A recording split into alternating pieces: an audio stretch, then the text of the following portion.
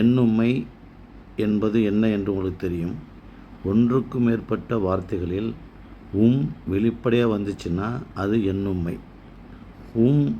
மறைஞ்சு வந்தால் உம்மை தொகை. இந்த எண்ணுமை அப்படிங்கிறது இப்போ சேரனும் சோழனும், அன்பும் அறனும், அண்ணனும் தம்பியும், சொல்லும் செயலும், நோயும் துன்பமும் அப்படின்னு வரலாம். உயர்வு சிறப்பு உண்மைன்னு என்னென்னு கேட்டால், அதாவது உலகத்திலே உயர்வானது எந்த வார்த்தை இருக்குதோ அதில் இருக்கக்கூடிய இப்போ தாயினும் சாட பரிந்தூட்டி என்ற அந்த வரியில் பார்த்திங்கன்னா, தாயை விட இந்த உலகத்தில் வேறு எதுவுமே சிறந்ததில்லை. அந்த தாய்ங்கிற வார்த்தைக்கு இறுதியில் வெளிப்படையாக வந்ததுனால அது உயர்வு சிறப்பு உண்மை. இழிவு சிறப்பு உண்மை அப்படின்னா, உலகத்தில் எதை உலக மக்கள் ரொம்ப இழிவாக கருதுகிறார்களோ அதை சொல்லுவது தான் இழிவு சிறப்பு உண்மை.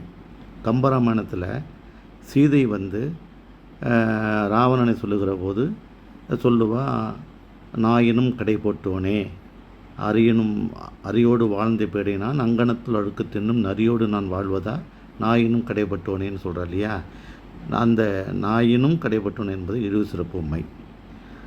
முற்றுமை அப்படிங்கிறது உலகம் யாவையும் தாம் உளவாக்கலும்ங்கிற வார்த்தையில் பார்த்திங்கன்னா, உலகம் யாவையும், உலகம் அனைத்தும், பூமி உருண்டை மட்டும் இல்லை, இந்த உலகத்தில் இருக்கக்கூடிய பால் வீதி என்று சொல்லக்கூடிய விண்வெளி அண்ட சராசர அனைத்தையும் சேர்த்து தான் உலகம் யாவையும்.